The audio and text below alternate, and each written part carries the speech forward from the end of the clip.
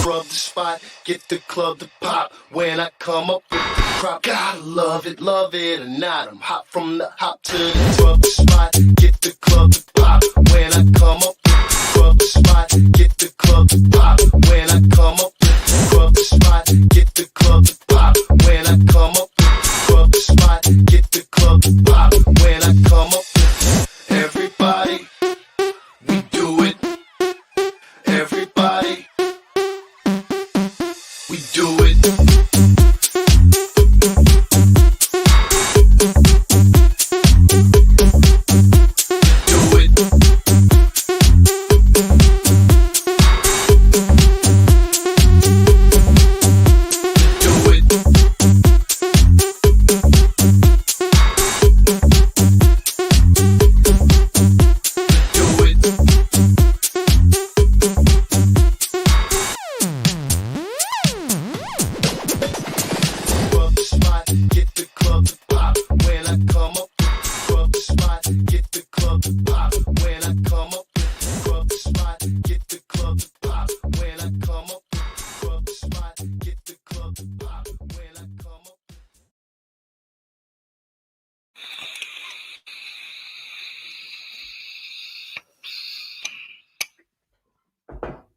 You're now tuned into the coolest reptile podcast in the entire world. I am your boy, MJ. Welcome to another episode of Trap Talk with MJ, man. It's going to be a beautiful night. If you guys are just tapping in from the Cusco Live, drinking his own urine. Fuck, okay. It's nuts. It's Cusco, right? But he just did a live and he drank his own urine. It's pretty wild. If you guys are coming over here from Cusco's Live thinking I'm going to drink my own urine, it's not going to happen. This is straight trap talk. I don't do anything like that. This is straight real deal reptile raw content coming at you. But shout out to Cusco for raising his $1,000, sending half of that over to US ARC. That's huge. We love you for that, brother. And I hope I'm sure you're a hippie. You got like vitamins and shit. So I'm sure you like prepared yourself before you drink your own urine. But right on, man. Before we get started, guys, tap into the my mind's everywhere. But you guys know what the deal is. For the freshest and bestest rodents to deliver to your doorstep, that's coldbloodedcafe.com. That's www.coldbloodedcafe.com. $30 flat rate shipping, anywhere from the day one pinks all the way to the whale shark rats, delivered to your doorstep and given to your snakes, lizards, whatever. Whoever eats rodents, go through Cold Blooded. You got some eggs, put them in a sim box, man. I am so ready for this season. I'm so ready for this year. I got so many sim boxes that are ready to be filled. I will tell you this, guys. So many of you so far have like, oh man, sim boxes, they're impossible to get. How do we get sim boxes? Well, they're coming out with whole new like production of sim boxes February 1st, right around the corner. So I'm giving you an insight right now. You're going to want to go to Sim Container's website February 1st and get ready to get those sim boxes. They're going to go quick. I already have 6 coming to my trap. And yes, you better jump on that, okay? Shout out to John for making that happen. I appreciate you, John. Make sure you go follow him at Sim Containers. And then Focus Cube Habitats, the future of enclosures, man. Great stuff going on with Ashley and Steven over at Focus Cube Habitats, Texan residents, man. They got amazing designs, super affordable, and then also like very easy to move. PVC. I'm telling you right now, PVC is the way to go when it comes to, keeping, certain reptiles and whatnot. And it's just maintenance wise, PVC is the shit, man. Shout out to Freedom Breeder stainless steel racks.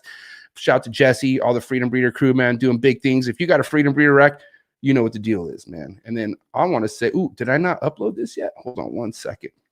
I'm excited to upload this one because, at the end of the day, man, I based this podcast because I have a good amount of people in the ball python community who follow me, and I wanted to bring a lot of ball python content to this channel. But I also happen to know people in the zoo field, like we have our homie Ryan who's coming on tonight. Because you gotta understand, ball python is the foundation of everything, and that's what introduces you like new cool stuff to keep, new species. That's what it's all about. I mean, that's how it worked for me. But anyways, before we get into our guest tonight, man, I do have to say shout out to my 2 legit sponsors, always evolving pythons, Miguel Garcia and Aussie Boys over at Aussie Boys LLC, man. Two big supports. I gotta understand these are one of the two biggest respected ball python breeders in the industry, and they support the trap. You gotta understand how much that means to me. Thank you to you two. And yeah, man, mad props. I love that. But yeah, what's up with the early birds, man? Early birds is cracking off. There's so many of you guys. I bet you guys are excited. Like I said, this is going to be a great episode. Let's see who's all here right now, man. Let's see. All right, Wiz Constrictor, what's up? Yeah, man, I know, crazy, right? Brett, what's up, Brett? Brett in the building. What's up, Benny Bender? All right, my homegirl Kayla up in the building. Kayla, it's not going to happen. Let's see, Mindy. Oh, it's not going to happen. Oh, you guys are all talking about piss right now. All right, guys, I'm sorry. We're not going to talk about that right now. Okay, we are going to talk about why I'm so excited about tonight's guest. Hailing out of Florida. This guy I've been following for the last 2 years. He's working with some dreamy type species. And when I mean dreamy, I'm talking about stuff that you just really don't. I mean, not only do you not really see too much on the other side of the phone, but in person, most and foremost, I mean, it's just wild, like the stuff that he's working with. And he's coming out of Florida. He's tapped in Ryan Garcia, aka Zookeeper Ryan. What's up, Ryan? What's going on, man? How you doing? I'm great. How are you, bro? I'm doing good. I'm excited to be here tonight. It's gonna be fun. I'm sure you're probably like, the hell is this fool talking about drinking piss? Like you're probably just like a little like, and just so you know, Brian, do you know who Brian Cusco is? He's a well-known, okay, crazy dude. He's all, we call him the industry's hippie, right? He's definitely just a big loving guy, and he raised up some money just now, right before this show, and he's like, I hit $1,000, I'll drink my own urine, and he literally drank his own urine. So that's shout to insane. But you said it went to USARK? Yeah, half of it went to USARK. So there you go. Hey, whatever works, all right? Yeah, exactly. But yeah, man, Ryan, thank you so much, man. I was telling everyone how excited I am about tonight because I mean it is what it is. Dude, you work with some amazing shit at the zoo you work at. I want to get a little bit more background information, but first and foremost, I want to know how you're doing, man. I mean, how's your life been with COVID? You everything on the up and up, or how's everything? Yeah, it's definitely been interesting with COVID. That's changed everybody's life. It doesn't matter where you are in the world. Obviously, that's just blowing things out of the water. It's been different. Obviously being a zookeeper, you don't get time off for COVID or anything like that. We're in there every single day during the whole pandemic, even when everything else was shut down. The animals got to eat. So we were going in and taking care of it. It was kind of a nice break not having people there at the zoo. We just get to spend some time with the animals that we take care of every day without having to worry about, the public being there. And it was just kind of nice. But yeah, aside from that, man, I'm doing good. I'm just ready for it to be over. I'm ready to travel again. I want to go to South America and, get out there. So you travel. The traveling is one of your favorite things to do? I mean, who doesn't like to travel, whenever there's like a conference or something like, was it last year or the year before, I went to Belize for the Crocodile Specialist Group Conference, and that was an absolute blast. And there was supposed to be a conference in Mexico and some other things down south. So I just want to get back out there already, Right. I'm ready. But so I have to ask you, Ryan, how old are you? 29. I'll be 30 this year. Dang, yeah. Super. All right, cool, man. Awesome. Now let's talk about pre zookeeper Ryan, because obviously animals has been a part of your life for the most part if you're in the zoo field, right? Yeah. I'm assuming. Okay, cool. So let's talk about what you did prior to the zoo. Like what were you doing to get yourself in the position that you are now in the zoo field? It kind of started in high school. In high school you have to volunteer. I don't know if it's like that at every high school, but mine, you had to graduate with like 40 hours of volunteer service. So I chose a museum that was nearby. It's like a native wildlife museum. And then I grew up across the street from a place called the Native Village. I used to go there as a kid. It was an alligator wrestling place, sort of like a sideshow type zoo. And I was able to walk there. It was like within, a few minutes from my house. So I would go all the time. And finally, when I got to high school, I was able to start, volunteering there. And that's where I got, my first paid job. And that just kind of led to other things, like through the people that I met there. Some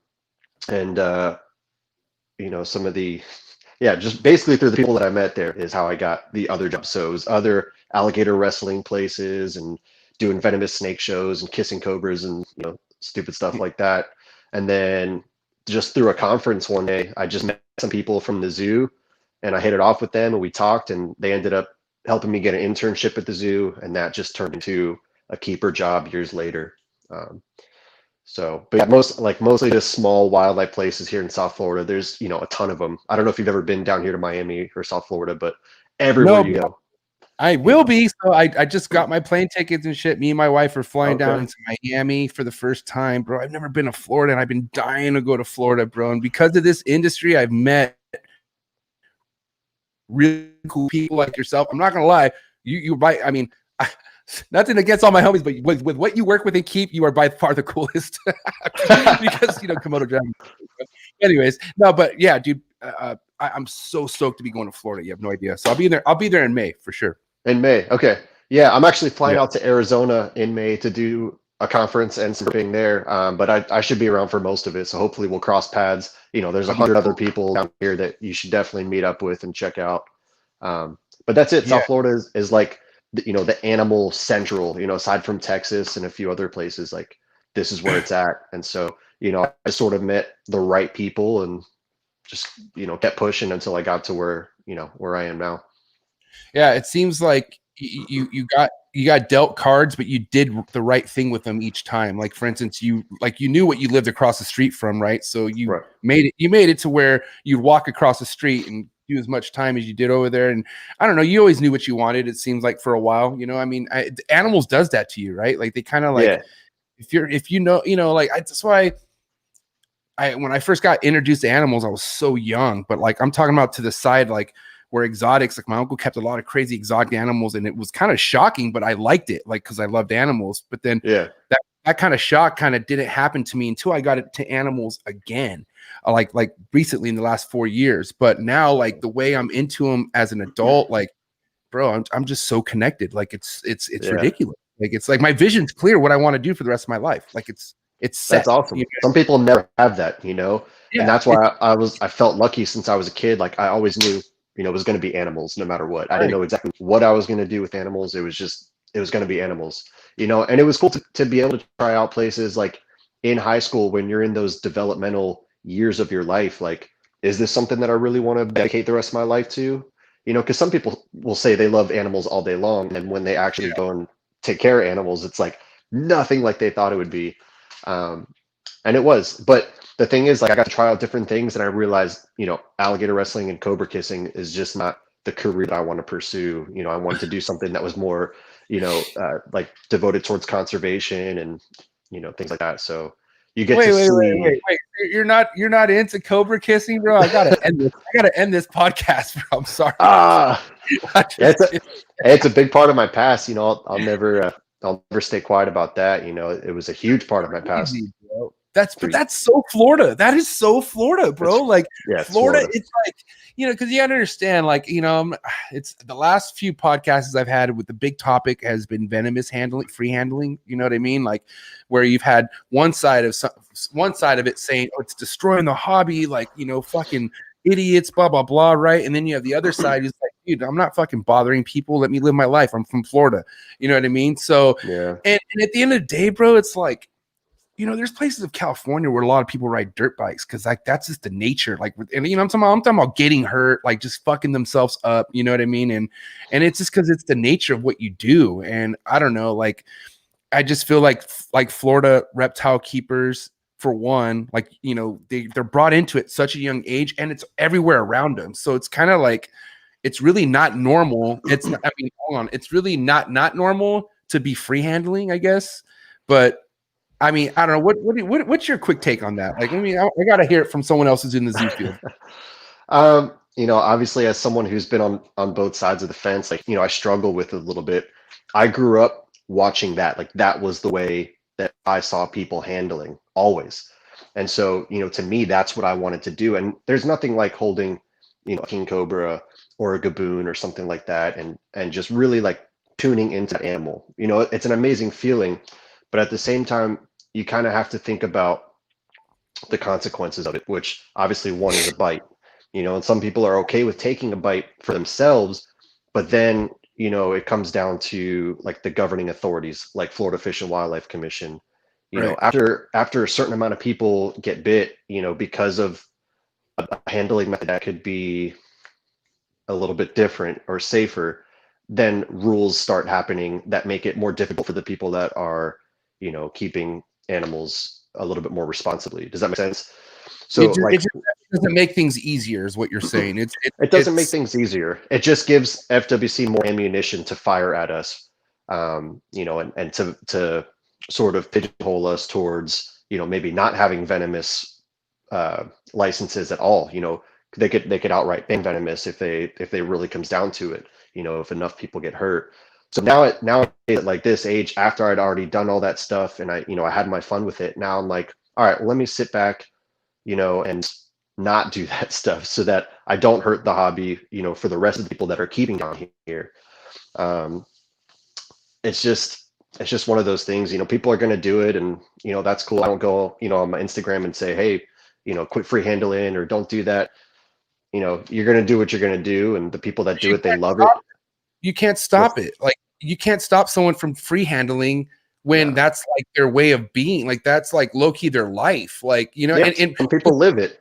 Yeah, right. Because you understand there's a good group of people, I'm sure, like, I don't know, I'm not a mathematician, but I'm sure there's a lot of people out there who aren't about the clout. They're not about Instagram, and they just fucking enjoy free handling. Like, you know, that's their thing. You know what I mean? And so like I said, once you tune into one of those animals, you know, there's nothing like it. There's no other feeling in the world like it.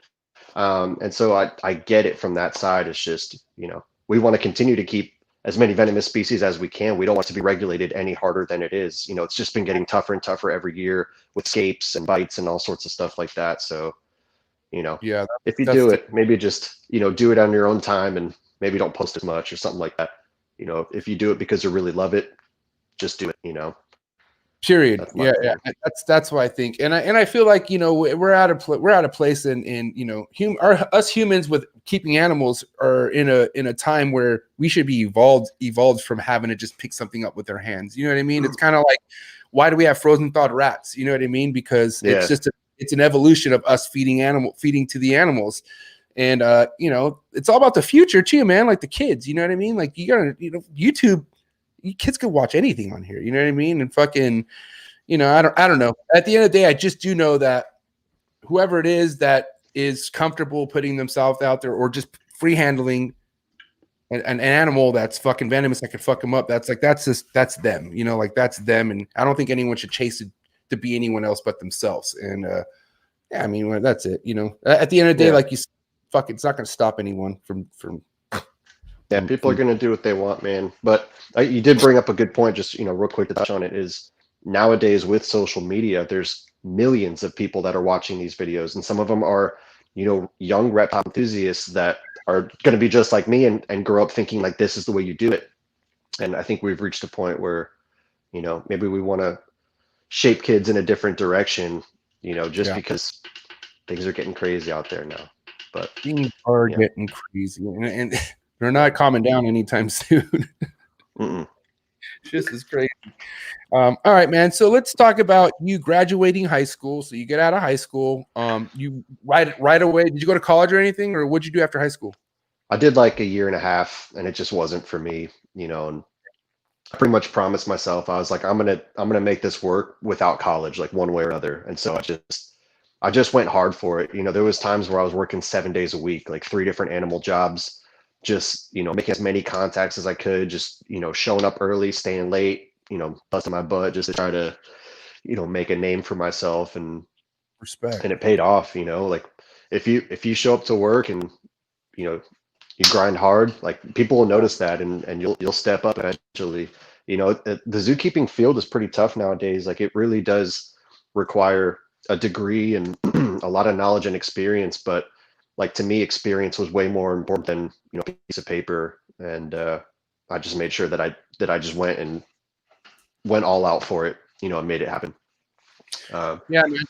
I can tell you right now, the big benefit of doing stuff on your own versus going to school is knowing your potential and like using that as your drive, because people skills is just as good as a 4-year fucking degree for business or whatever the fuck, like if you could really talk to people and build a relationship and build a network, like that's what people lack out of college. Like people Right.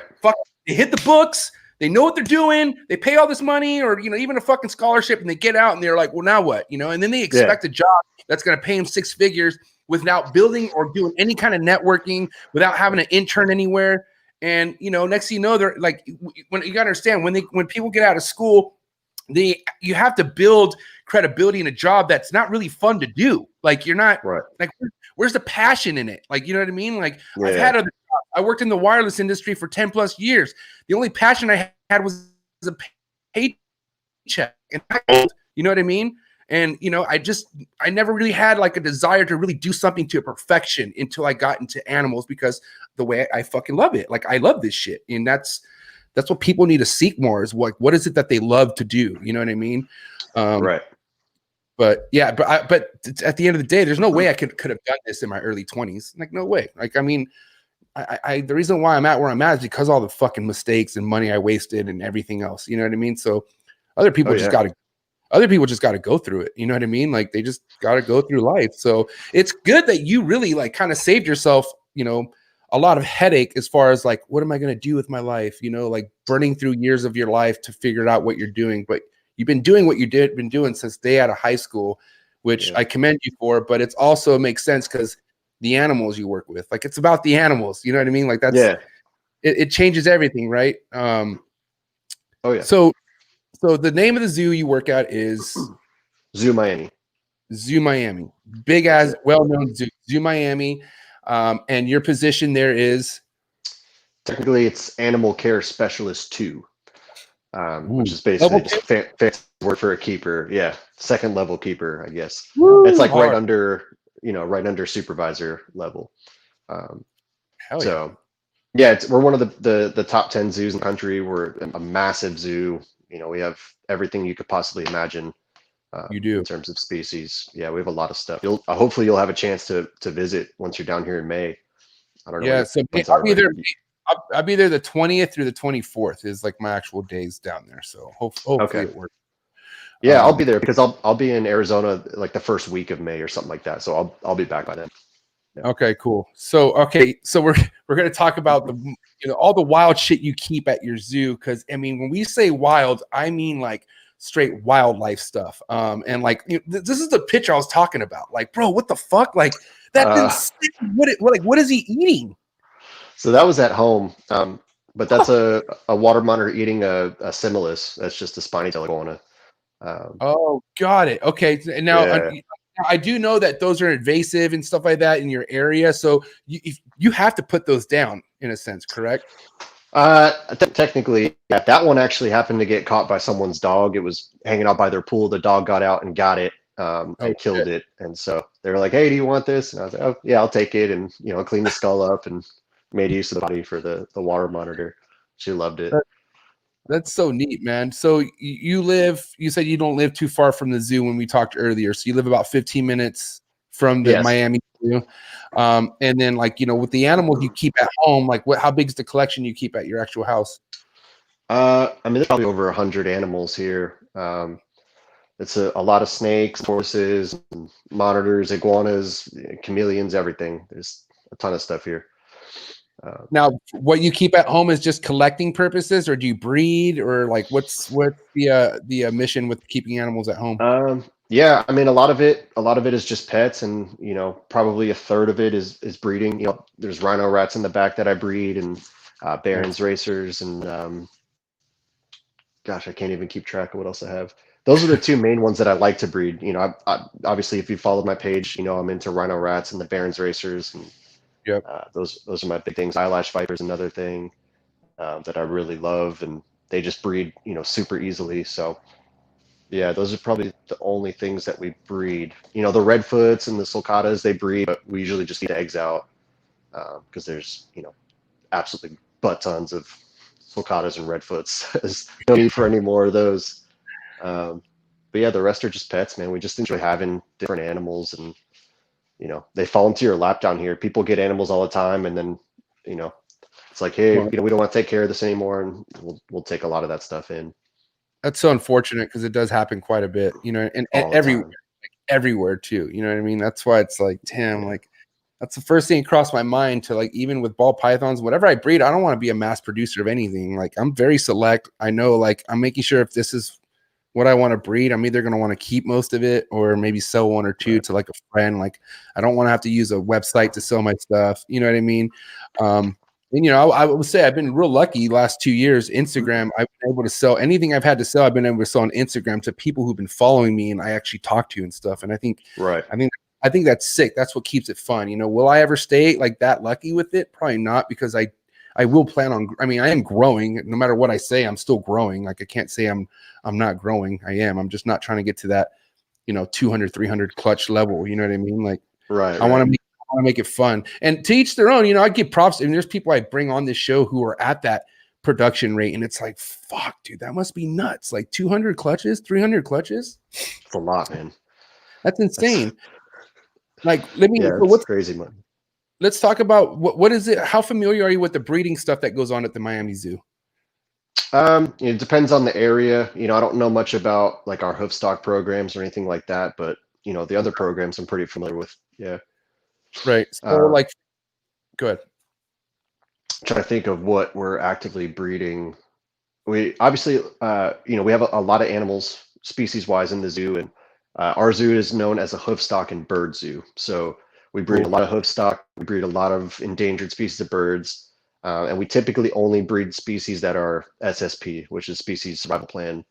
And those are animals that, need to be bred, not things that there are thousands and thousands and thousands of in collections already. We try to breed endangered species or animals that need the help. I'm trying to think of what we're breeding It's neat. reptile wise right now. We breed the Puerto Rican crested toads, which is a cool project, and the Panamanian golden frogs, which are critically endangered. And we have bred Temistoma in the past, which is Temistoma or my area. We don't have any males currently. We lost our one adult male. Adult males are super rare in the country. Wow. But we're hoping that we can. I think we're working on an import from Hong Kong right now, from a pair over there. We'll see if it goes through or not, but that'll be huge. That'd be a new bloodline, a new male in the country, and we have three males waiting for him. Orinoco's we're trying to breed right now. Orinoco crocs. We have a pair together. That's sick. And we have our adult pair of Acutus. Should be laying eggs actually real soon, which is pretty cool because not a lot of people breed American crocs in captivity. So that's a really big thing for us. Jamaican iguanas. That's like my main project. Jamaican iguanas are a critically endangered species. I don't know how much you know about them. No, you go and tell us some about it. What's up with Jamaican iguanas, if you don't mind telling us? And it's right. You have it on your page, right? The Jamaican iguana. I could have sworn. Yeah, there should be a picture somewhere. All right, go ahead. I'll find it. So Jamaican iguanas, they're a species of Cyclura, Cyclura colii, and they were actually thought to be extinct for a period of time. And then I think it was in 1991, somebody found one in the Hellshire Hills of Jamaica, and all of a sudden they realized that there's this sort of relic population, and so they took a few animals into a managed collection and started to breed them for a Head Start program. The United States got a few, and now there's actually quite a few in the United States, and then Hope Zoo in Kingston, Jamaica, actually breed them as well, but they breed theirs for reintroduction. So this super rare lizard that was once considered the rarest lizard on Earth, essentially, is now being bred very well in zoo collections. We're very specific about which bloodlines we breed. This way, if there is ever a large area of land, that could be suitable habitat for them, we could do a really big reintroduction back onto the island and, sort of repopulate that species and bring them back, totally from the brink of extinction. So a couple questions. When was it when they start, when was it time frame wise when they start to disappear? And I also want to know like what's the chances now that they're found, or is it liable to get these things back and going again? Like what's your take on that? And here they are. Just I'm going to put the picture up while you talk. Go ahead. Yeah. I'm not exactly sure when they declared them extinct. Like I say, found them back in 91, and we have some of the founder animals. Like I take care of 3 females and 1 adult male that were actually wild animals on Jamaica that were brought in. And I mean, right now we probably have 30 Jamaican iguanas that we've produced, and we're just hanging on to for now. Indianapolis was a zoo that produced a bunch of them. You know, San Diego has a Jamaican program, and a few other zoos as well.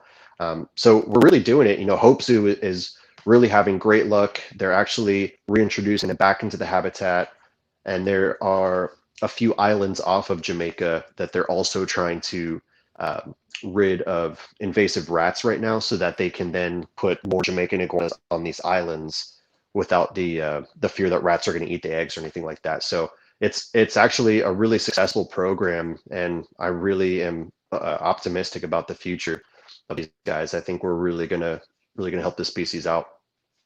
That's really. It kind of looks like one of those marine iguanas, like the ones that go underwater and shit. Yeah, Like, similar. Yeah, they're definitely a really unique cyclura. You know, they're I don't know, they're just sort of different. I take care of a few species of cyclura there. You know, we have a rhino, we have an Anegada island iguana, which is Cyclura pinguis, which is another super rare iguana. And they all are just a little bit different, but the Jamaicans are cool. They're just a little crazy. They'll get you. That's for sure. And then I'm sure their bites are just like any other iguana bite. They're vicious. I'm assuming, right? They'll it's not a good bite. Okay, dude, what's this like, bro? Please tell me what is this like? Like, there's no other feeling in the world like that. My buddy Mike Lorette, I'm sure you probably heard of Mike Lorette. He's a big reptile guy, produces a lot of animals, really cool animals. He works down at Turkey Point, which is down in the southern part of Florida. And at Turkey Point, there is a big power plant, it's an FPL power plant. And in their cooling canals, where they cool the water that goes through the power plant, they have this huge population of American crocs. It's a native population. And so he works for the team that does all those croc surveys. They go out at night, you know, they count crocs, they help clear area for the nesting and stuff like that. And so I go out with him occasionally. We, you know, catch crocs and tag them and measure them and stuff like that. But during the hatchling season, we'll go out and then we'll collect hatchlings, and we bring them to these sort of secluded freshwater ponds that are kind of away from like predators. It's not super saline because they don't have their salt glands yet. So it's a nice sort of nursery for them to grow up before they, you know, go back into the cooling canals where all the other crocs will you know, try to eat them. And so when we collect these babies, you know, sometimes you're collecting nests from the egg, and or eggs from the nest, and they hatch out in your hand, and it's just the most incredible feeling, because this little tiny thing that's chirping in your hand could eventually be, you know, 13 feet and 800 pounds and the biggest predator in Florida. And it's just catching a dinosaur. There's absolutely no feeling like it in the world. I mean, that's as close as you can get, right? I mean, pretty close. Okay. But here's something I would love to share with you, and I want to hear your feedback, because obviously, like many others, the movie Jurassic Park changed my life. Like, right? Yeah, it's my favorite movie. Yeah. You want to know why? Because then I knew birds and reptiles were related. I was like, what the fuck? Okay. And I remember as a kid, I was like, oh my God, what's Dr. What's his name, dude? John. I know his name's John, right? John Hammond? Who are you talking about? Oh my God, the doctor, not John, the owner of Jurassic Park, but the actual. Are you talking about Alan Grant, the paleontologist? Alan Grant. There we go. Thank you. But Alan Gray, remember he got laughed at when he was like trying to compare them to birds, and they're all like, and the 6 foot turkey. Yeah. But I thought really like, wow, like this was tripping. Like I thought he was just tripping. Like, and I thought no one else thought that they were actually related to birds. So I thought me and Alan were the only ones growing up that really thought dinosaurs were related to birds, until obviously I'm older now, right? But bro, look at this, and we also have this in to share, bro. My favorite bird on earth ever, bro. Cassowary. My heart is racing right now, bro. I can't believe you work so close with these things. Like, I mean, we're gonna get in debt about it, but like, bro, like we have this, And then you have this, which is like two different levels of prehistoric shit that used to roam this earth that's no longer here. Yep. And I mean, what do you feel like is more closer to like feeling like you're with something from back in the prehistoric time? Like, what do you think? What moves you more, this one or this one? It's the birds for sure. You know, when I sit and Okay. watch birds for hours, and I'm like, this is a freaking dinosaur. Technically, birds are dinosaurs. Yeah. They're included in that whole genre. Family. And so anytime I'm watching just an egret or a heron just hunting on the edge of a lake or something, and I watch them move in the way that they step and move their head, and if you ever watch like certain birds run, it looks like a velociraptor. The cassowary is as close to a dinosaur as I'll ever get, which is why I put it on my arm. It's just an incredible animal. I love it, bro. I'm obsessed. Yeah. I'm obsessed. Ever since, and I only came across this bird like a year ago. Like I didn't, like, really? yeah. I mean, because I'm like this industry got me to just geek out on more and more stuff, and I'm just late to everything. But hey, better late than never. But I remember I saw something about somebody getting killed, an owner getting killed by a cassowary, some 70-year-old. I forget his name. I think his name's Mario, or not Mario, but like I forget his name. But he was an older guy. He had like a cassowary farm or some shit. Anyways, he got fucking gutted, bro. He got sliced, bled out. Yeah. And I was like, wow, that's intense. And I was like, what kind of bird is this? And I looked it up and I was like, oh my God, it was all chasing people on the beach. Like, I'm like, dude, I'm all like yelling, run. I was like, bro, this thing's gonna kill you. Like, bro, intimidating, bro. Like, wow. Yeah. Like, It's incredible. Like well, that guy was in Gainesville. He was in Florida. There's actually quite a few cassowaries in Florida. There's a breeding facility over on the West Coast, and a couple other places. But they're incredible creatures. If you look at their feet, like it's a dinosaur foot. And I don't no, I think they're out in the other building. I have these little molds that I took of a deceased cassowary foot. And you could see like all the scales and everything, and it just looks like a dinosaur. And then they have that one long talon on the inside. I don't know if you've ever looked at their foot, but the inner toe has. But I'm gonna get there. I'm gonna get a picture up of it right now. I thought I had. I think there's one on my page. I think I put a picture on my page. Yeah. Yeah, you did. This is it's my bad. I thought I had this already. But yeah. Right. But no, yeah, dude. Just that one talon that is like a freaking dagger. It's like. And not only that, they lead with that, right? Like that's what they kind of like when they come at you, they lead with hitting. Oh yeah, yeah. They're a lot quicker than you think they are, and they're pretty dense. Like I did a necropsy on one, which is basically an autopsy for animals. For those of you who don't know, and once we pulled like the feathers back and I saw the thigh, I just gave it one of these. And it was rock solid. Like I've done necropsies on elephants, on lions, on tigers, on everything. And the cassowary's muscle was denser than anything I've ever come across.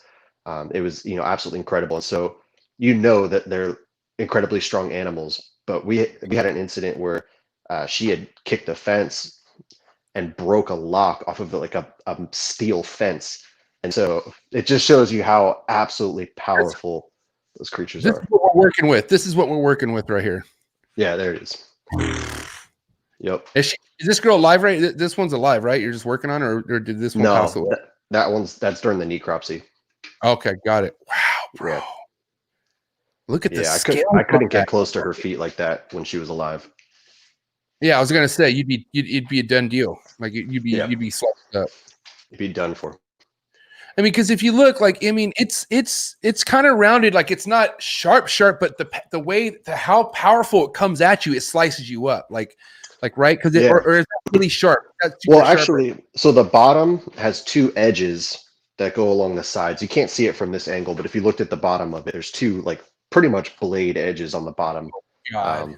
And they'll just kick that right into you and open up everything. Oh God. Yeah, it's bad. Oh my God.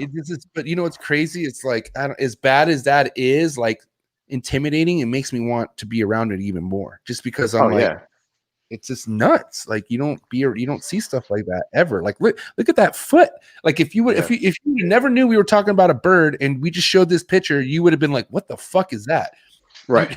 You know what I mean? And like, it's good. It's crazy that you mentioned the scales, because as many times as I've looked at this picture, the scales is something I didn't really like understand that was there until you told me. And then I'm Right. looking, and that shit looks like a damn reptile. That's not a bird. Yeah. Like, the scales are just insane. It's like a bird gator or something, or bird. Bird gator.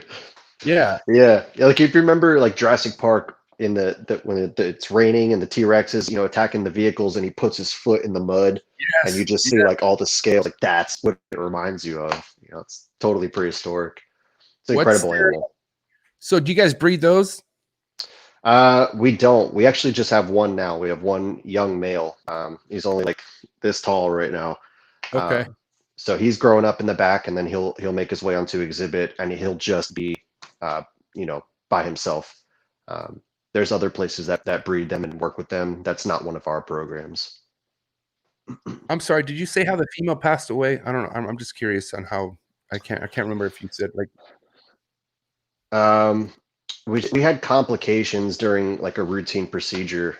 Just complications with anesthesia or something like that. I wasn't actually there that day for it, so I don't know all the details, but I bet it's you're bummed. unfortunate. Yeah. Yeah. Because these animals are like yours. The fact that you're with them so much, you know what I mean? Like that's also a beauty of what you do. It's like, I mean, think about it. Half the people keep what they shouldn't be keeping because they love the animal, right? But they shouldn't be keeping it. Like they can't provide what a zoo provides. And you have the best of two, you know what I mean? Because you love the animals, but you don't have to worry about housing a cassowary or a freaking goddamn Komodo dragon, which I can't wait to talk about in just a second. But man, that's like, dude, talk about a dreamy opportunity, man. Like it's amazing. Because I mean, do you work every day? Like, or do you have any time off? Because I know some animal, like some of that industry it's brutal. Like it's long hours. You don't ever get much time off. So what is your day-to-day like? I mean, we're a county job, so we have to have time off. I work 5 days a week, have 2 off, but those 2 days off are, taking care of the farm here. There's 100 animals that need care and, all kinds of stuff. So there really is no real time off. It's constant care. I guess I'm thinking of like those more like private keepers who have a bunch of workers and make them like the ones, because I watched Tiger King or something, and they were like, yeah, we work 14-hour days and it's all for free. It's like, what? Some places are like that, and I've definitely worked jobs like that. This is not one of them. If there's a hurricane or something, we're here, we're in early, making sure everybody's set up and everything. But no, we work our hours and we go home at the end of the day and do our own thing. Right. Sweet. Do you get there bright and early? Are you like there like before the sun gets up, or what's your schedule like in daytime?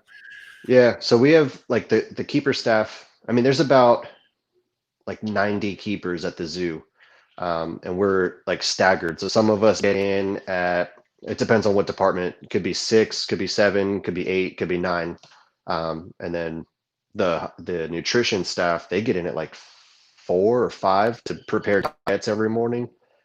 So there's a lot of people there, bright and early, right before the sun comes up, checking on animals, making sure everybody's good. And there's people there that are, there till after dark, making sure that everything's good. It's nonstop. We even used to have night keepers that would be there all night because, sometimes animals need medication in the middle of the night, or, sometimes animals give birth in the middle of the night. And if nobody's there, then obviously, that's an issue. So we have a night keeper, which would just go around the whole zoo every night, make sure everything was kosher, and, just give all that care.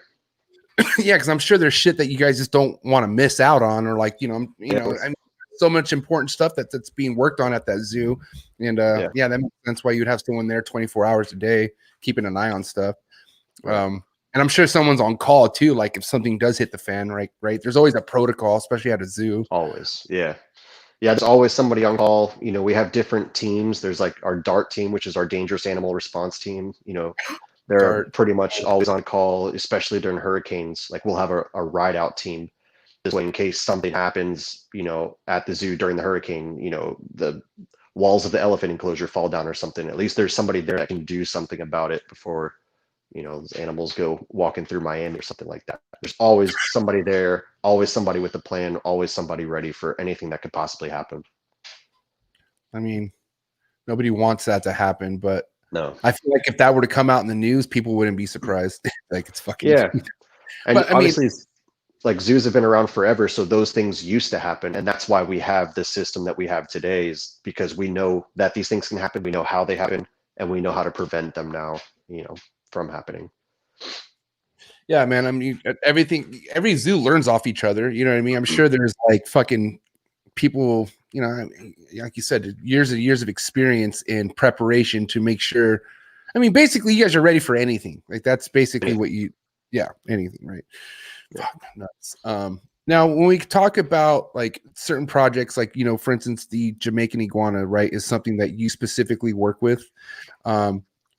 Who's like who gets in charge of like the projects like the Komodo dragons and stuff like that, or like is there projects for Komodo dragons, or let's just start talking about for a lot of those high profile species, you have what's called an SSP coordinator, which is somebody who basically determines what goes on with all of those managed animals throughout all the collections, or you have stud bookkeepers, which are people that determine which animals are going to be paired up with which ones. They keep track of who's breeding, which offspring are coming from which pairs, where those offspring are going. So you have to apply to be an SSP coordinator or a stud bookkeeper, and then a board will vote on it based on your experience and things like that. And so it's an honor to be in charge of one of those programs. And so it could be anyone at any zoo, but because the zoos are all connected via a network, we talk, and that's how we know we might have a few Komodos, and the SSP coordinator will say, hey, this year you guys are going to pair up these two, so put them together this month, do this and this, and let us know how many you hatch or things like that. So there's somebody in charge of all the programs, and I'm not in charge of anything. I just am a keeper, and so I just do what they say. You get to dabble in everything. That's amazing. Yeah, a little bit. So do you know like the back info as far as like because I think we talked about it a little bit, but like exactly how many in total Komodos does Miami Zoo keep? We have 4. Yeah, four Komodos, and they're all adults. No, they're actually all pretty young. We had some adults, and over the past few years, they started passing away one by one. Wow. Some of those were original animals that came in from Flores. Some of those were first generation offspring.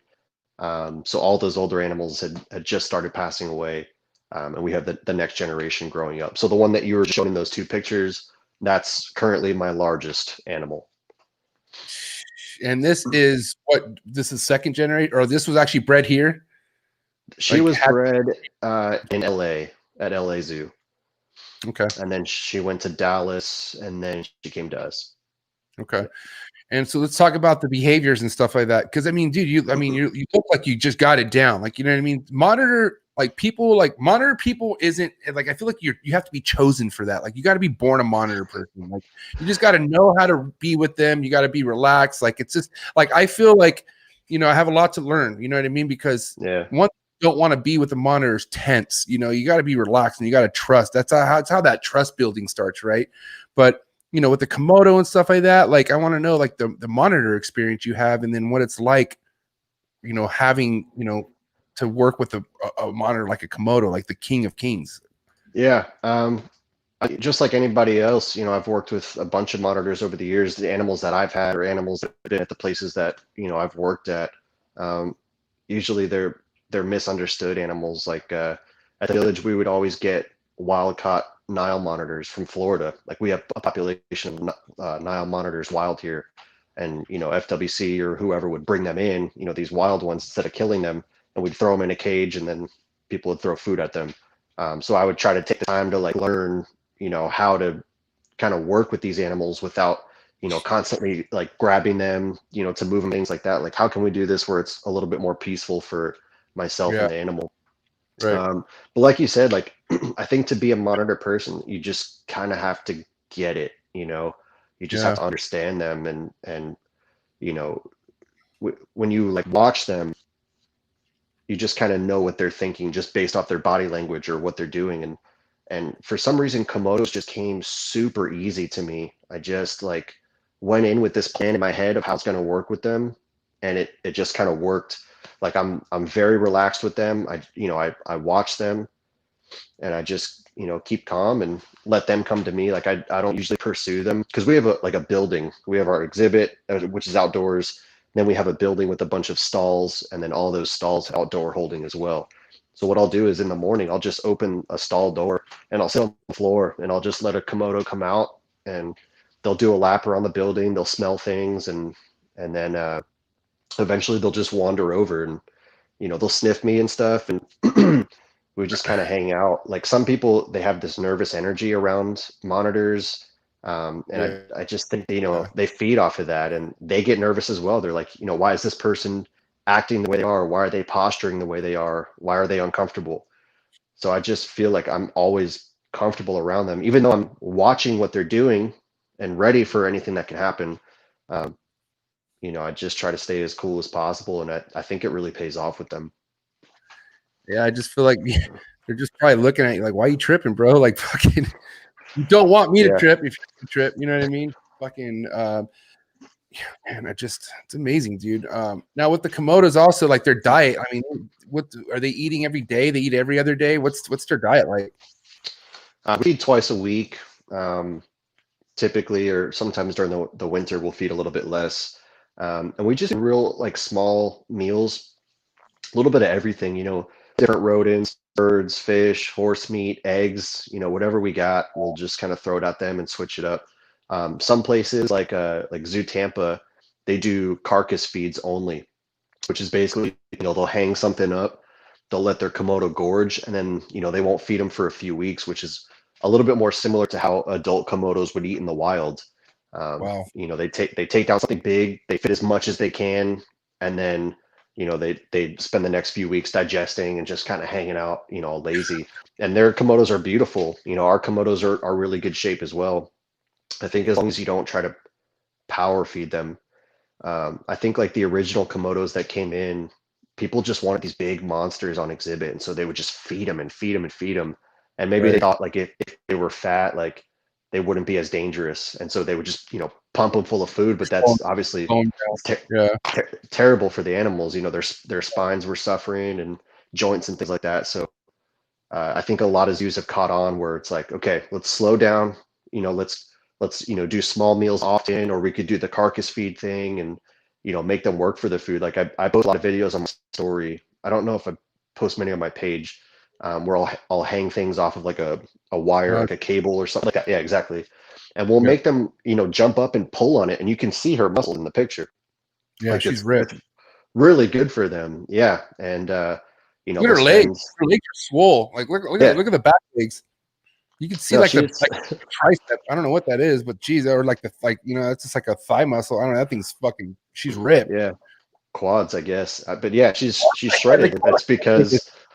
It's because we do stuff like that, or I'll bury eggs under the ground. I'll put a log over it, and they got to move the log, with their claws and pull back and work all those back muscles and stuff. And I think that keeps them super limber and super lean and healthy.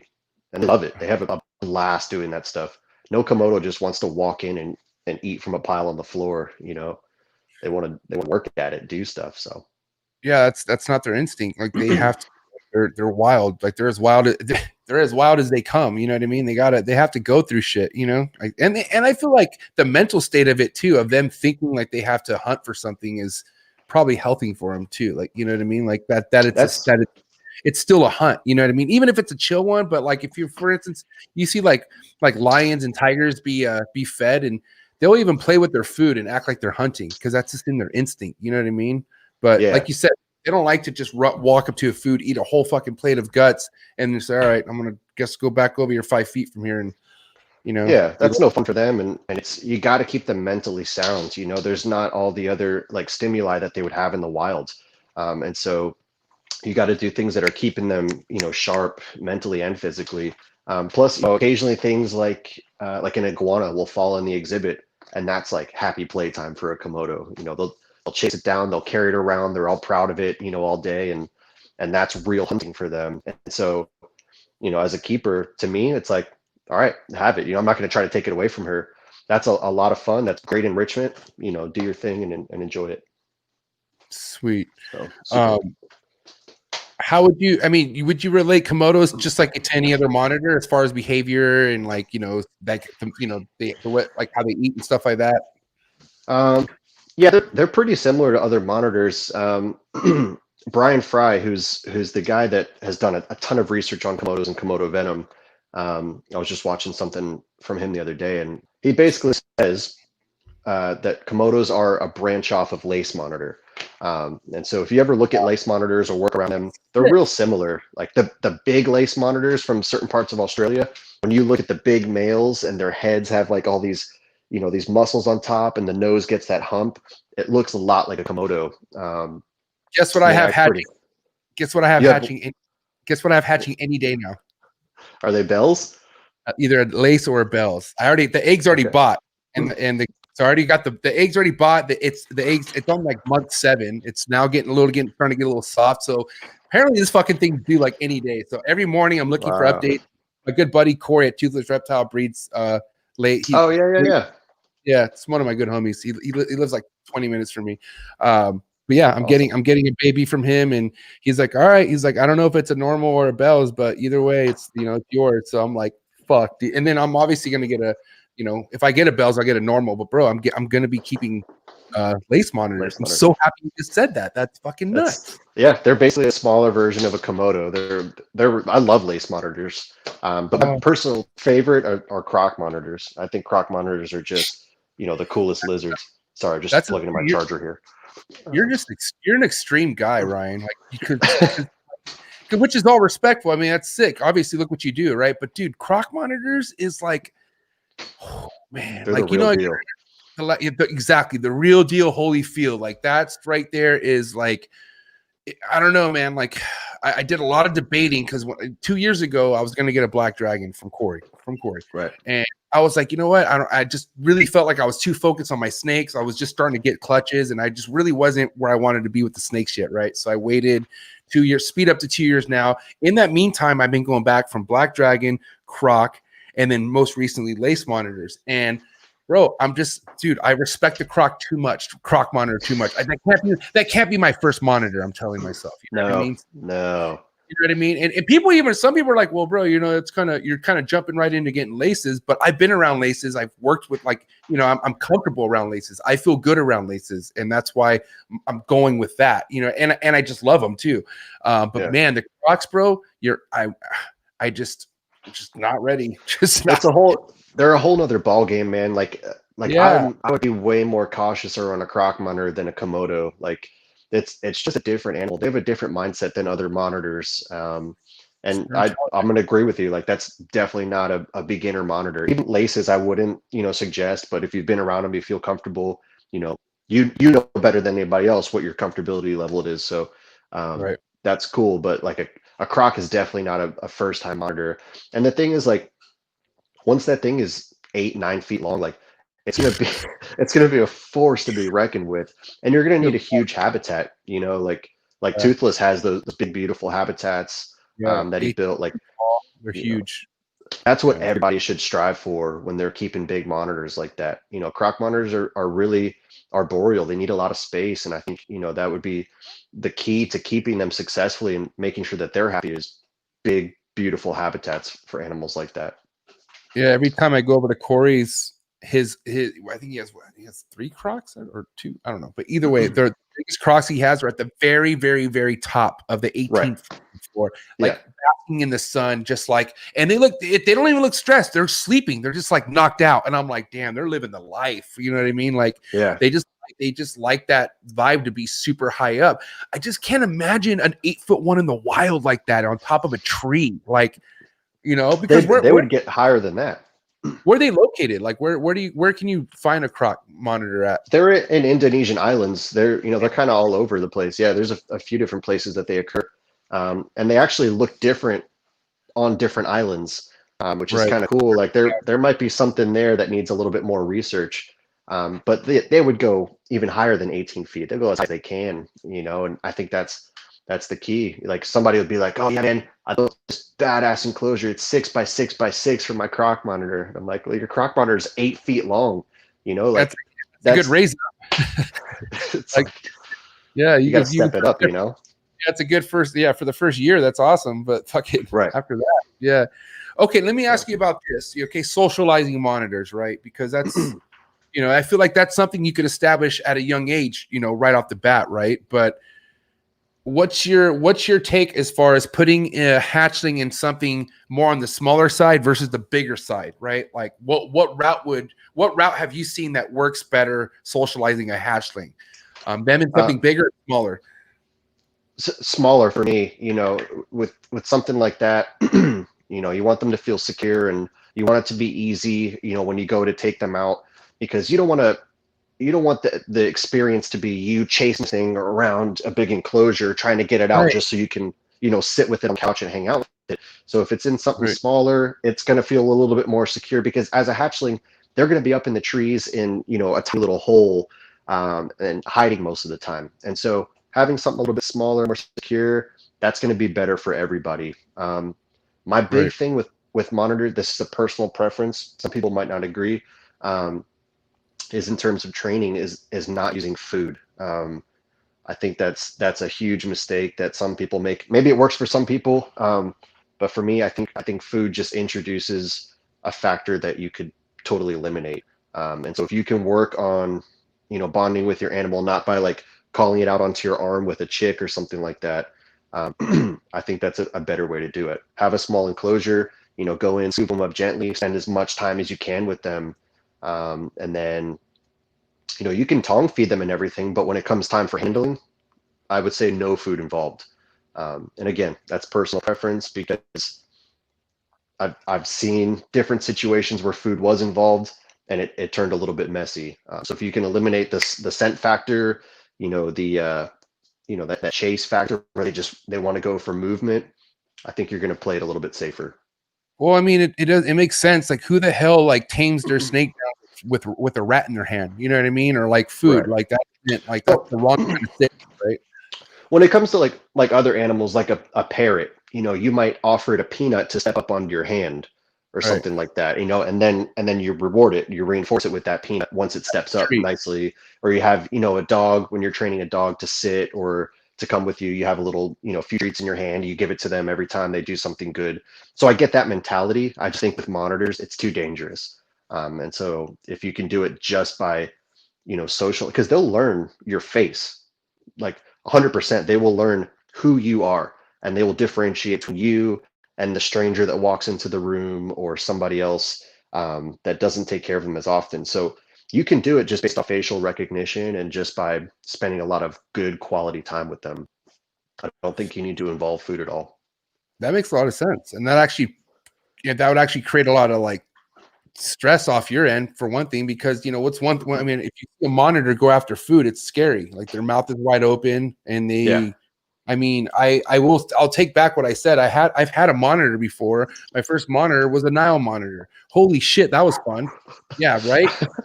This is like my first year in the industry, and this is like when I met Corey, and he's like, yeah, Black, you know, let me know, and I'm like.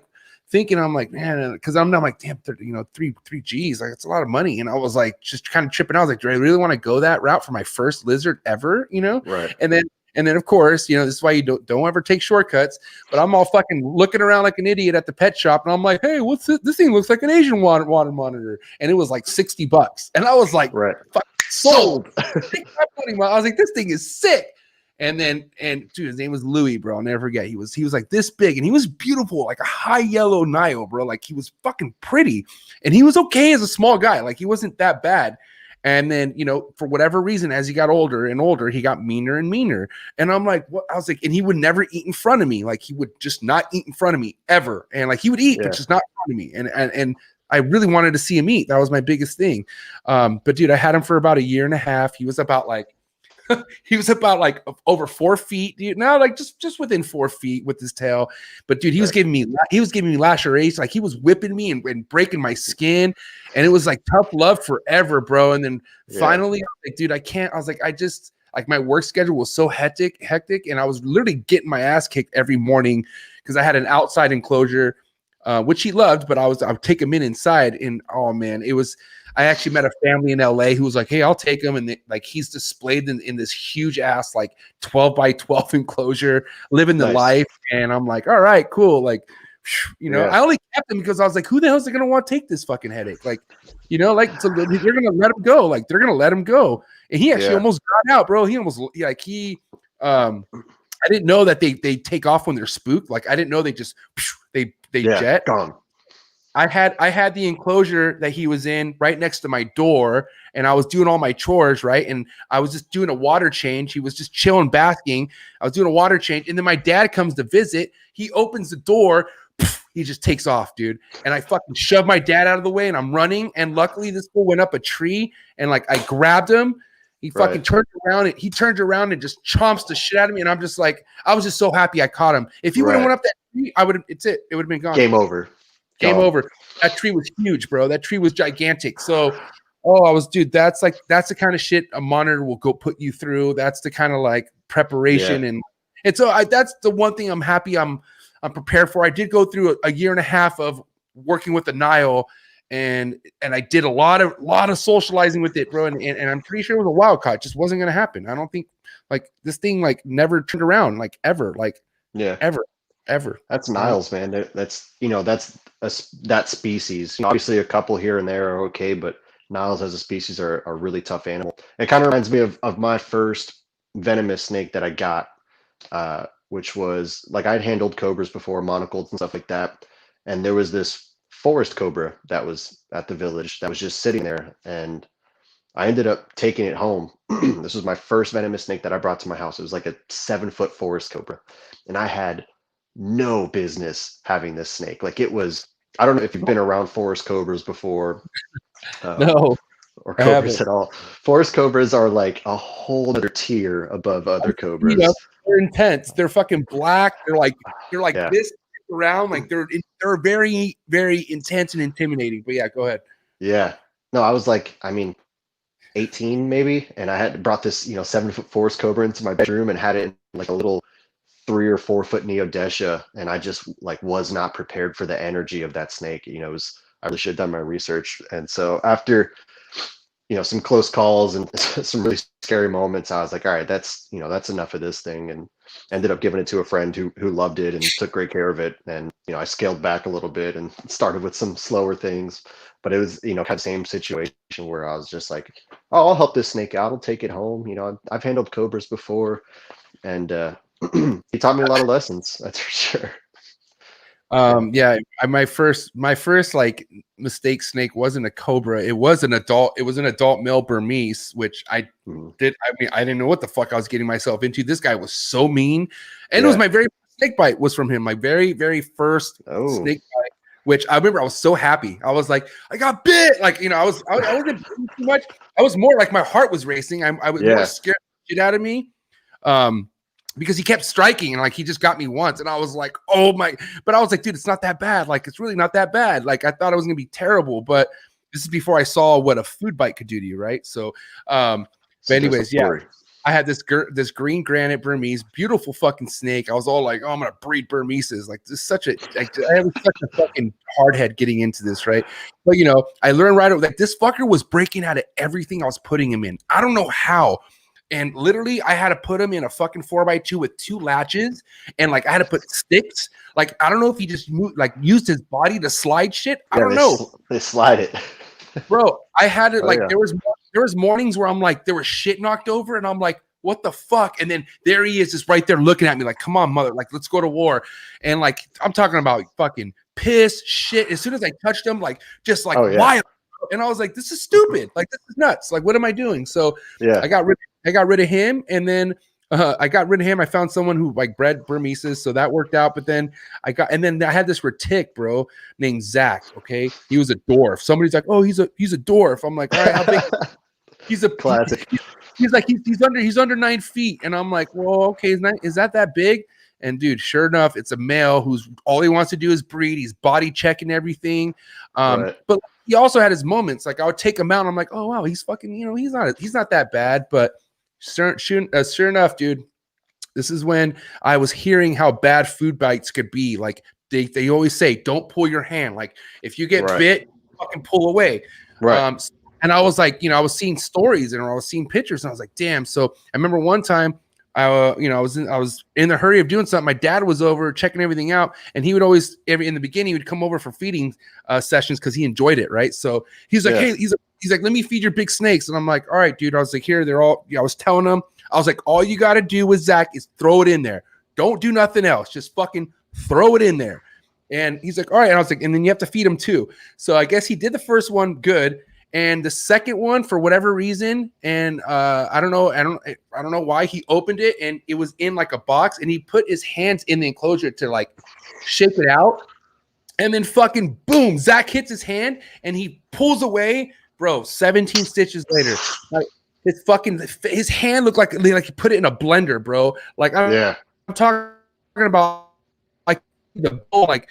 Oh, it was terrible, bro. It was like a movie out of fucking it was like a Stephen King film, bro. It was like, oh my god. I was yelling at my dad because I was like, why didn't you listen? And I'm like, but then like, you know what I mean? It was all like shocking too. Anyways, bro, that's just a lot of hard lessons. I learned a lot of shit quick because I put myself in that position. You know what I mean? Like, and fuck, dude. That stuff happens, and it doesn't even have to be a big snake. Like I learned my lesson. I'll always feed with tongs after I tried to feed a male boa, with my hand. I was just holding the rat by the tail, and he went right past it and, twisted my arm, pulled me into the vision cage and pinned me up against the side, and I couldn't do anything to get him off. I had to call both my parents from downstairs to come in and wrestle this thing off of me. And that was only like a 6-foot boa. A retic is a horse of a different color.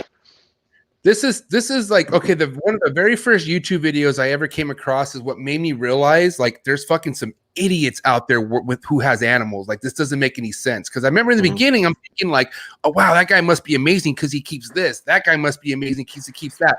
That's definitely not the case. So if you want to know what I'm talking about right here, YouTube, how not to feed a green tree python. Okay, and this guy, fucking moron, is like a green tree is like ready. He's like ready to eat, and he has a fucking rat, and he's going like this, and that fucking green tree, bro, boom, gets the entire hand for 30 minutes, bro. I'm talking about this thing, and it just does not let go. And the guy's sitting there, he's like, yeah, this is what you don't want to happen. And I'm like, what a fucking idiot. I was like, this is retarded. And then I go on private on my Instagram account and see that it's everywhere.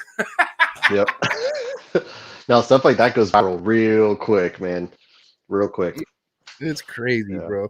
Okay, real quick. So I do want to talk about basins. You do work with some beautiful. What's the group of basins you keep at the zoo? Oh, gosh. I think they have 4. I don't actually work with the basins. That's a different keeper. They just have 4 so it's in the zoo, just a different department. Yeah. We have our reptile department kind of split up, and the Amazon area, we have an Amazon section of the zoo. They take care of. We have northerns and basins, and they're young. I mean, they're only about probably like that big right now, so they're not adults or anything like that. You have no clue who they got them from? No, I don't. No idea. We'll talk later. Okay. Great. Just curious. No, I have no idea. That's one of my dream species of snakes that I'm actually getting into this year are the basins. And I know I stumbled across one on your page. So I had to pick I had to at least ask you about that. Are you a fan of boreal snakes? Like, do you like green trees and? Oh yeah. I'm partial to emeralds. I love the whole Corallus genus. I have Amazon boas and right. I love emeralds. I love basins. Hopefully I can work something out with Socrates and get some in stock if he produces some in the next year or two. That's like a dream project of mine. But yeah, I love arboreal stuff, man. Pretty much everything I keep is arboreal. I say the least arboreal I have is probably the Barons racers. Everything else is arboreal. I love that stuff. Those Baron racers are neat though, bro. Those things are they're really unique. And then the rhino snakes you keep are really awesome as well.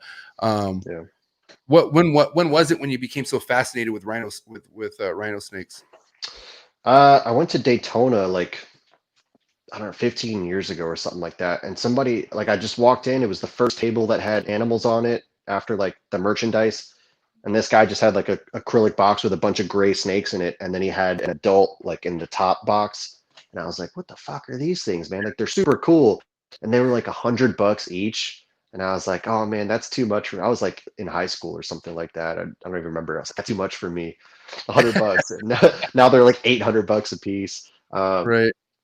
But yeah, I just fell in love with them there. And then a couple of years later, I just took the plunge and I got my first pair. And then from there, I just started buying every rhino I could possibly find. And I had Now, a ton of them. now with what's the family like? Are these colubrids? Would these be considered colubrids or what Yeah, family? Okay. yeah, they're colubrids. They're a rat snake. They're in Right. Goniosoma, which is like red-tailed greens, and a couple other really cool species. Um, but And this yeah, is a they're male. what's that? Is this a male or female? That one in the picture is a female. Okay. And this Usually the females are a little bit more heavy-bodied like that. okay. And this is roughly how big they get, or do they get kind of bigger than this?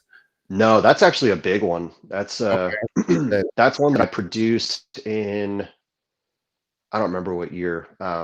But she actually grew up to be bigger than her mother. She's almost her father's size. The biggest one I ever had was like just under 5 feet. And that was the biggest one I've ever seen. Yeah. It's neat. And what's But their incubation? The Barons racers get huge. I have one that's over 7 foot. That's totally different animal. Completely like different, like behavior wise. Like, do they Everything. Yeah. everything? People always get them confused because like some of them are green. Some of the Barons racers are green. They have like the long nose, but they are totally different snake, not similar in any sort of way. What's the big difference between the two that you would say? Barons racers are basically like keeping a kind of like a mix between like a coach whip and an indigo. They're Okay. really like active and curious, and yeah, there's a Barons racer right there. Like when you walk into the room, the Barons racers will watch like everything you do. If you go into Right. a corner where they can't really see you, they'll actually like sort of move to the edge of their enclosure and kind of like look for you to see what you're up to. The rhinos are pretty much like they'll look at you if you have food, and that's about it. And they usually just stay coiled up. They don't really do a whole lot, but the Barons racers are constantly active, just always watching, always getting into things, trying to figure things out. They're super intelligent snakes. And you've bred those as well? Yeah. Oh yeah. Nice.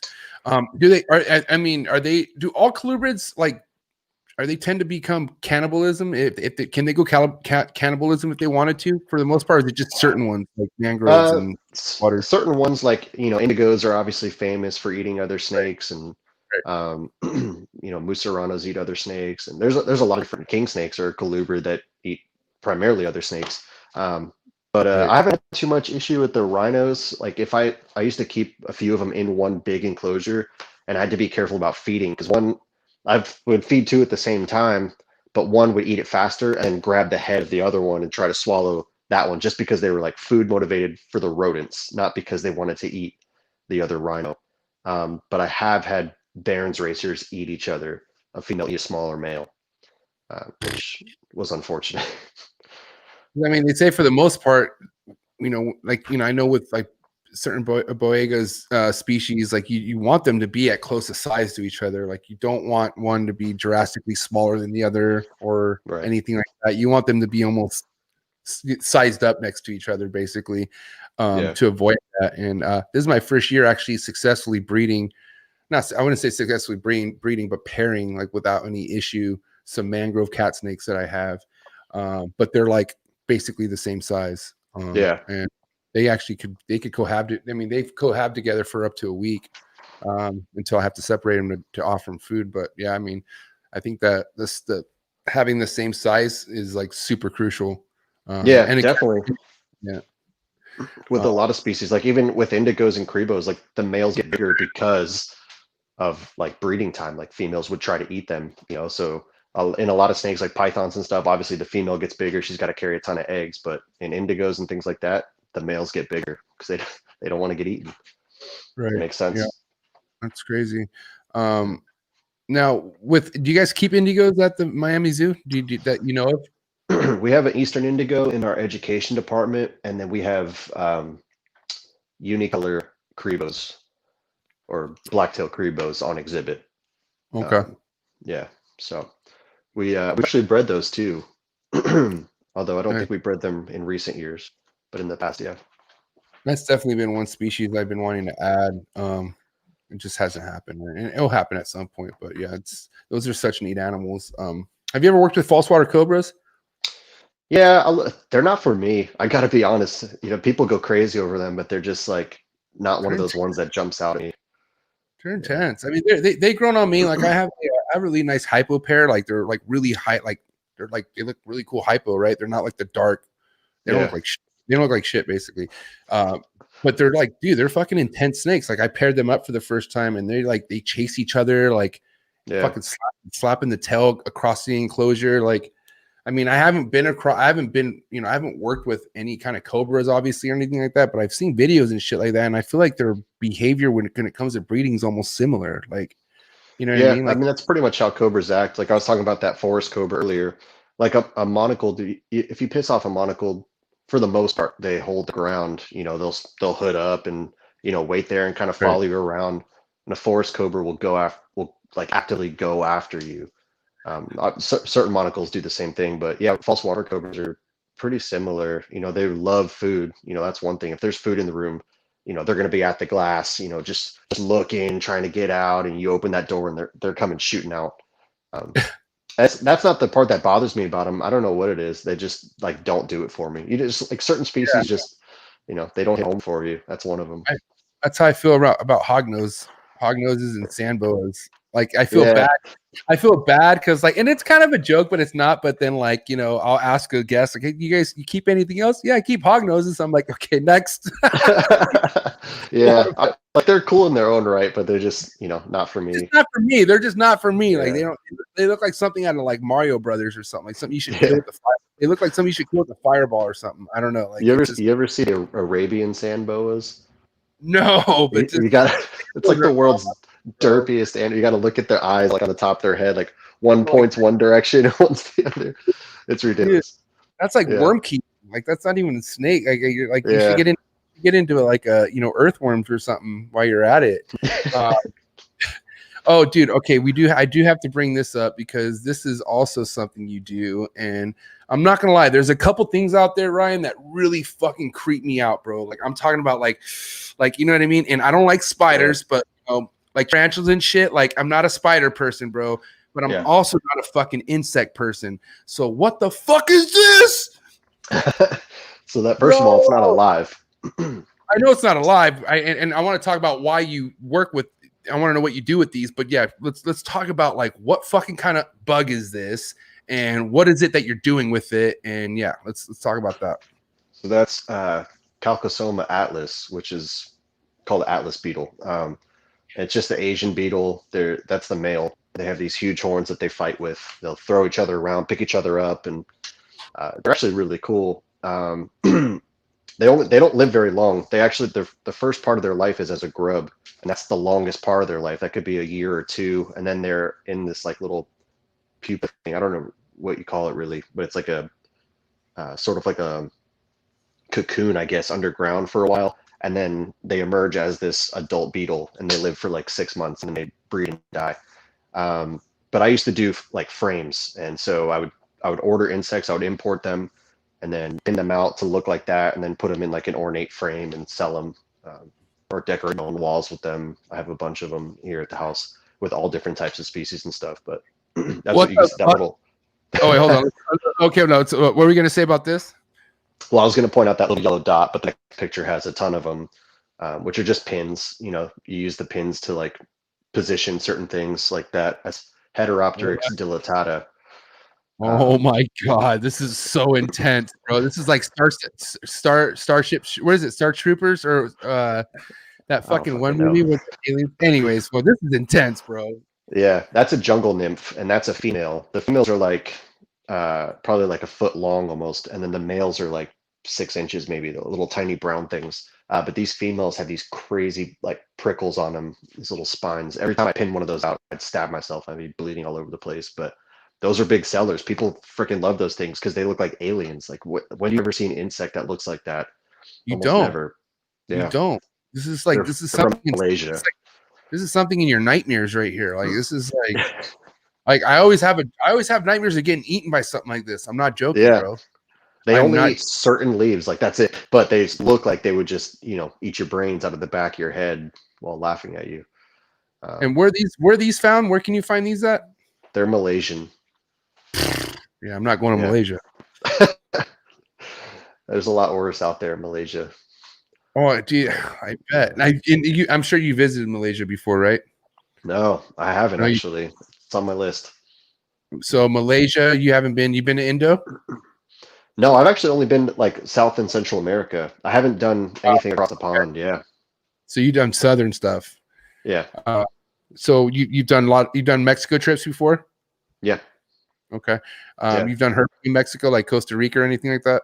I haven't done Costa Rica yet. That's on my list. Costa Rica would be super cool. I've done Belize, which is beautiful. And actually, during that crocodile specialist group meeting, when I went to Belize, we did a whole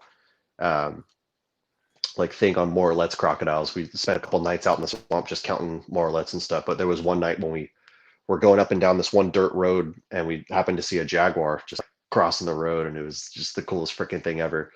We've done a few things. Been to Colombia, which is really neat. It was a totally different place than anywhere else I've been. It's beautiful. And then I love the desert Southwest, like Arizona, New Mexico, like it's gorgeous out there. It's a totally different habitat than the jungle, different feel, different animals, different everything. What about Australia? You been to Australia? No, that's a long plane ride, man. I don't know about that one. But like that's just like I feel like, man, that's like probably one of the most hardcore places you could go herp at is Australia. You would think, right? Like that's like the cream of There's so many like holy grail species in Australia, and not only herp wise, but that's where cassowaries are from. You can go see a freaking cassowary walk across the road like a T-Rex. It's a cool place. I like seeing them on the beach. I think it's so cool seeing them on the like that. And then they just disappear in the fucking jungle. You're like, oh my god, that's intense. You know what I mean? Yeah. This is also one of my favorite species of monitors, and I know this is at Ty Park's place, right? Yep. Parentis, is that right? Did I say that right? Yeah, that's Parenti. Parentis. And this is Australia, from Australia as well? Yeah, endemic to Australia, found nowhere else. It's a beautiful, beautiful lizard, man. He has two of them, and they're absolutely gorgeous and just really neat to watch. They're very, just like any other monitor species, they're very, aware of what's going on around them, and they were really cool though. I kind of expected them to be big jerks. Maybe it's just like being a monitor person, but they were really cool. I'm excited for them to get bigger. Obviously, it's a species that gets really huge, and I'm really like excited to see them grow and see what they turn into. Because right now they're probably about 4 feet or so, something like that. Pretty small still.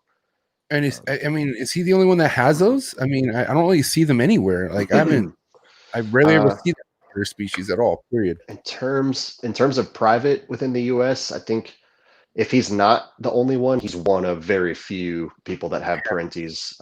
I don't know anybody else that does, but there's a few zoos that have them. So it's definitely a highly sought after species, but it was amazing to see them in person. It really was. Now, since we're just back on the topic of monitors, man, like, I mean, obviously I feel like, with the industry, because I don't know if you know this, but like snake keeping and buying and all that, it's getting big. Like it's blowing up. Like the industry's growing. Like, and Huge. it's not stopping anytime soon, right? And with that, like I was talking earlier, with ball pythons being the foundation, you get into other stuff. You know what I mean? Like you get into other stuff that's so neat to keep. But like how I was talking about earlier, like how I was way in over my head in the beginning and not really understanding what I was getting into. Now with the monitors, right? Like what's one of the biggest mistakes you feel people make other than, not doing enough research? Or like, what do you think one thing people can do to just get them on the right track when it comes to keeping monitors? I mean, it kind of goes along with doing doing your research, I mean, it goes with any species, but you have to understand that most monitors, aside from the tree monitors or the Ackies and things like that, most monitors get big and they're active animals. Like they're gonna need a huge environment that is stimulating. And it also needs to be like the right climate. It's difficult. I mean, people do it, but it's difficult to keep monitors properly indoors. Like they need like a super high basking temperature, 120 degrees, for a lot of the species out there. And most people just don't provide that. They keep them in a vision cage. They have like a little spotlight on them, and they're like, all right, he fits in there. That's good. Yeah. But it's not like you really got to understand the animal that you're getting into, and make sure you do right by them. Build something big, make sure it's a good stimulating environment, make sure you think of everything before you get that animal, and then you're scrambling as it's getting bigger or it's getting a little bit unmanageable because of the way that you're keeping it. Make sure you're set up and just squared away before you get the animal. This way everybody is happy. That's the biggest thing. Now, like for instance, if someone's like, all right, man, that's really good advice, Ryan, which it is, and they go and they build themselves an outdoor enclosure, like obviously demographics huge where they live, you can't just keep an animal outside anywhere, right? So what would you say like the limitations are with that, as far as whether like, I mean, when can you leave an animal outside with like a heat box and everything, and when should you not leave an animal inside, like inside, or I'm sorry, outside and take it inside? Or I mean, it's situational, and sometimes it might even be like, I can't do this, and so a monitor isn't the right animal for me as badly as I want this animal. right. Maybe I should get something a little bit different, or keep a species like an Ackie or a Priscina or something like that you can keep in a smaller habitat and make sure that everything's kosher. But I mean, there's people that keep them inside perfectly. Obviously, Toothless is doing a great job. All of his are indoors. Yeah, And, he's such a special. He fucking bought a goddamn warehouse. He built a freaking that's like, bro. Okay, what I do when I go to his house, bro, I'll literally put the intro to Jurassic Park while I'm fucking pulling into the driveway, and then I'll stop and I'll do a story, because that's what I feel when I walk into that room. A fucking big wind of humidity just hits you, and it's fucking warm. You really feel like you're in the jungle, bro. He has these palm trees that are like 15 feet tall, and you're just like, what the fuck? Where am I, bro? And anyways, yeah, that's I mean, like, that's what I mean. That's the way to do it, and if you can't provide something close to that, then you just have to rethink the species that you're going to be keeping. Make sure you're doing right by the animal. If you're going to do it big and do it right, and maybe that's the only animal you have, instead of 50 monitors that are stuck in vision cages, not doing so great. Maybe you have one pair that's in a room size enclosure that you've converted or something like that, and they're getting like A++ care. That's just me. It's personal preference, personal opinion. People might not agree with me, but I think it's huge, making sure that you provide everything that you possibly can for those animals, and make the right decisions ahead of time. If I can't do this, let me get something a little bit smaller, more manageable. I don't know if that makes sense. Yeah, because I could tell you one thing that no big monitor keeper or breeder will more likely admit, but you keep a lot of monitors.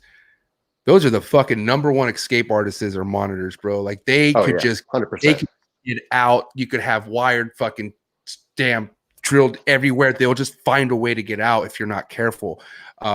And I can only imagine how many fucking monitors have just gotten out. You know what I mean? Like, and from people, so many. It's like, dude, I mean, I have snakes. Like, I am like, I'm not gonna say I'm notorious, but every now and then I'll fucking forget to do something where, like, if it's shove a tub in, and I'll have to find a snake. Like, it happens to everybody. It does. It happens. But you can't find a monitor. You know what I mean? No.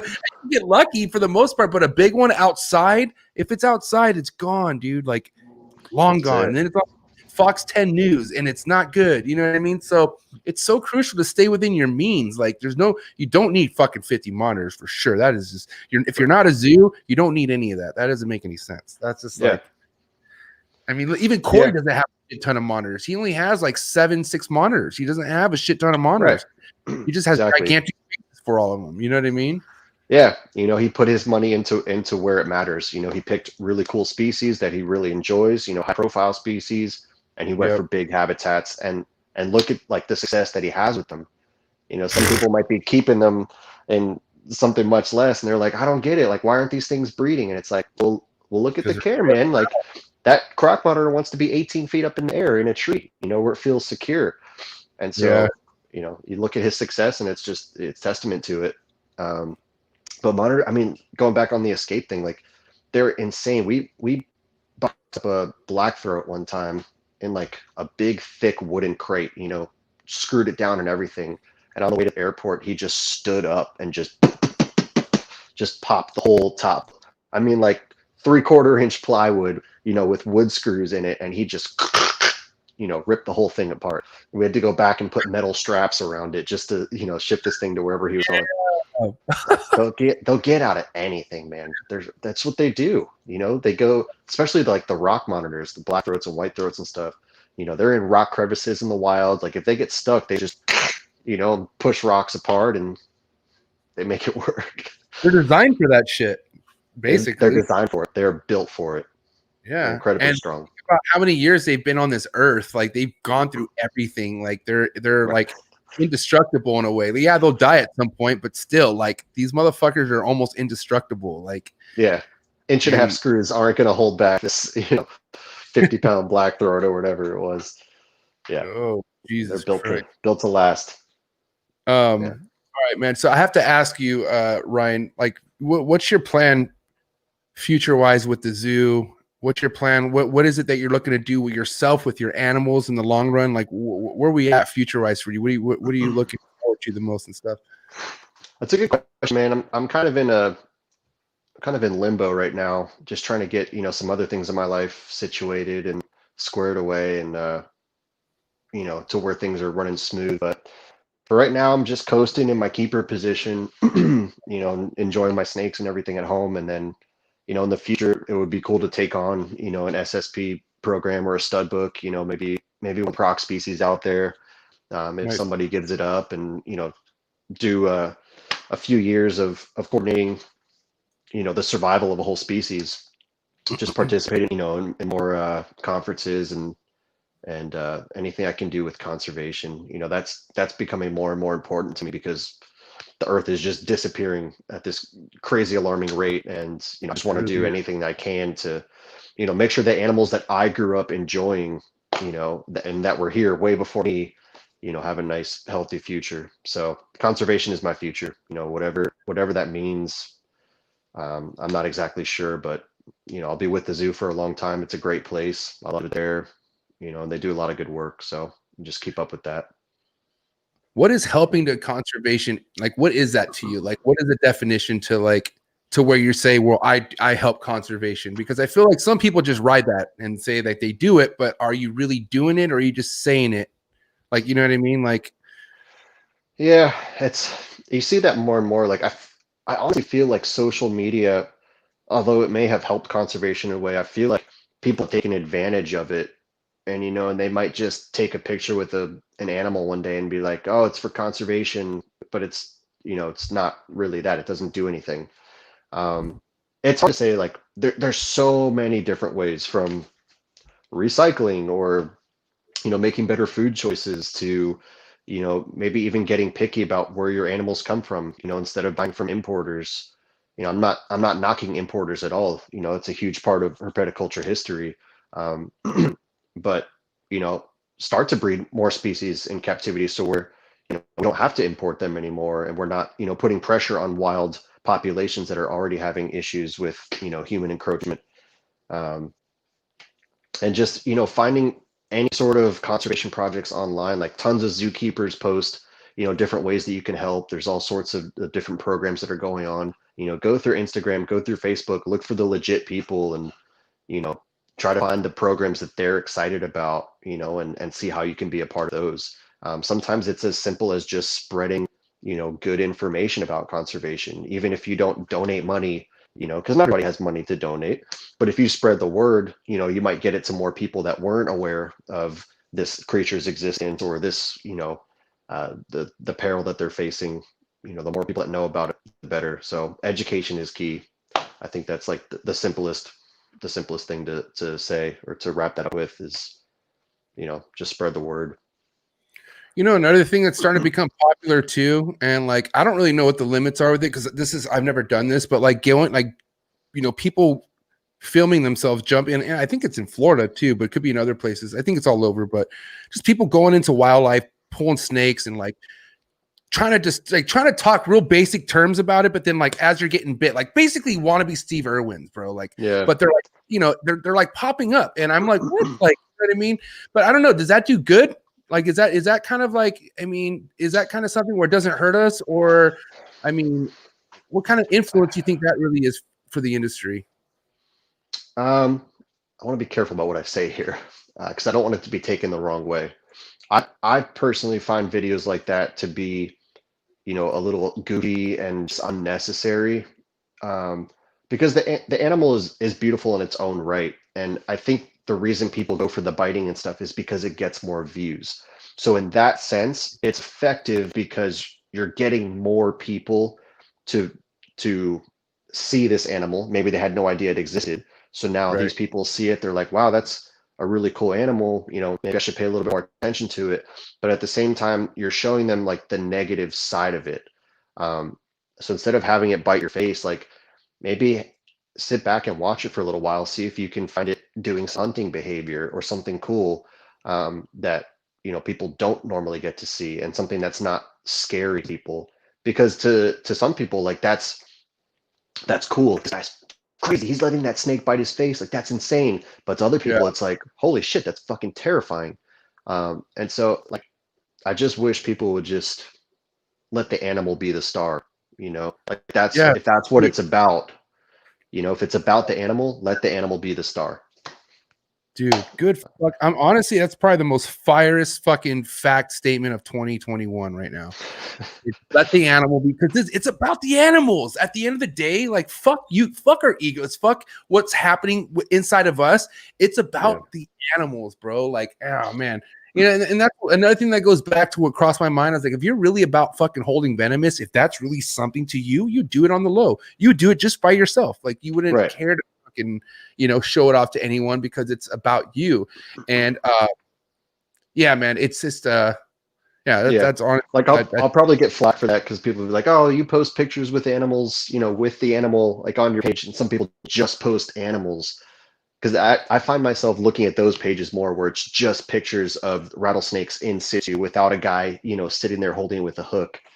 So I'm guilty of it to an extent.